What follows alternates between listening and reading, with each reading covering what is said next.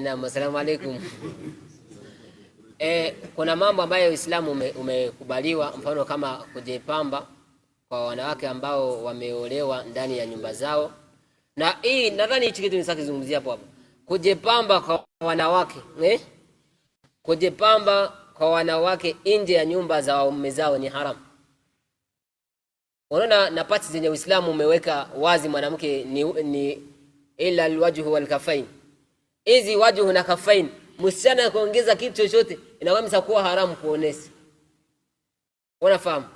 Na ni haram mwanamke kutoka nyumba ya bwanake anaenda kujipamba. Hata kama Uislamu umemruhusu kujipamba, akaenda kufanya mfano makeup nje, ni haram. Hizo ni babu min abwabil fitna.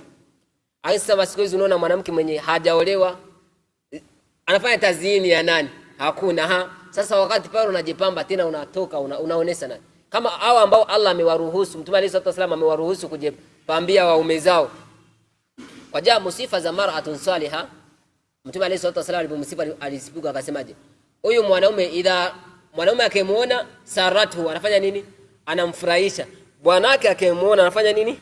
Anamfurahisha. Ndio maana wakapewa ruhusa na wanaweza jipamba ili bwana zao wakiona wafanye nini?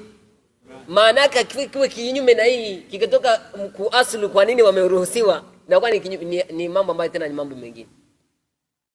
Sasa watu wengi wanafanya opposite. Kama anatoka anaenda tena muharusi tena anafanya nini? Anajipodoa.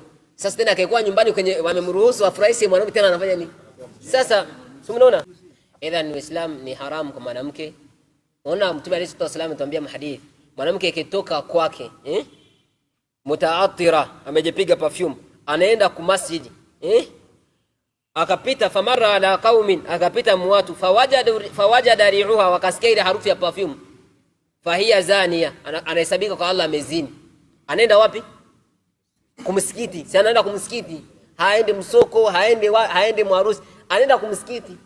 Ila jasi akapita kubatu.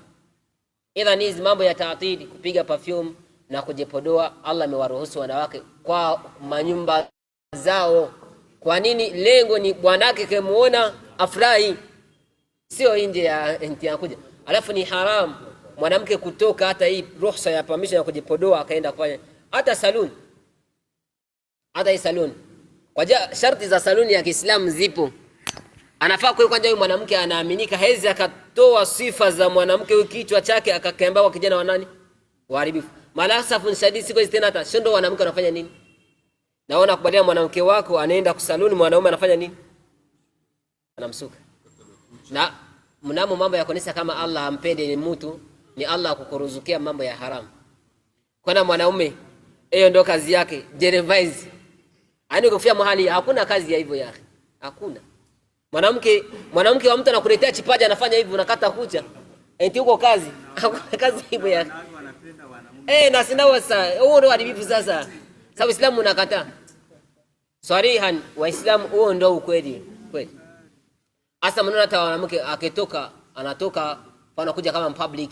Hata kama mwanamke ndio anampodoa ni jambo la haram.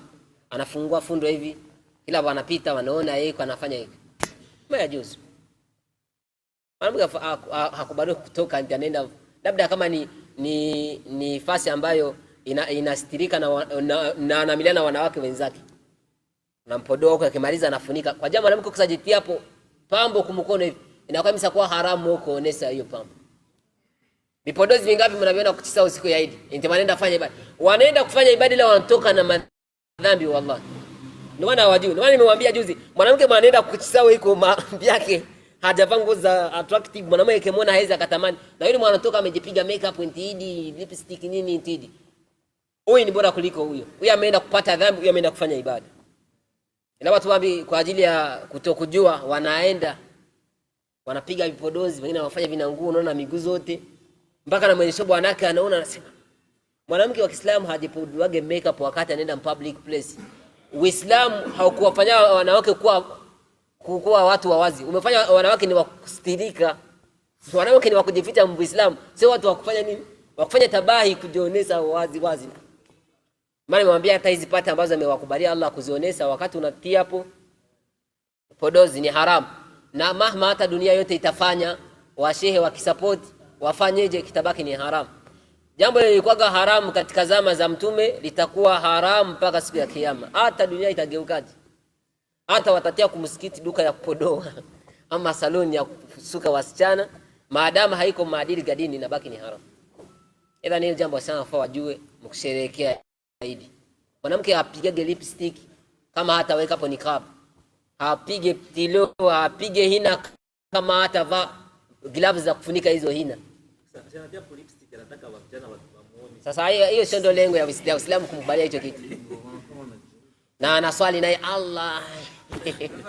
Namfia huruma. Wallahi unafiaga wasena huruma.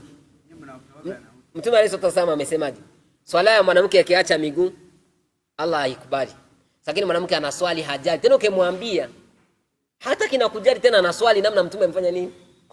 Sasa unakutaka watu vikoje? Wanakuambia swali hivi swala yako ifike. Ukaisali hivi haifiki. Yeye anataka asali hivi isifike tena anataka waikubali. Aingie mjana yenye balisemaga anti mwana swali hivi swala yake haifike tena anataka aende aingie mjana. Tia kiburi.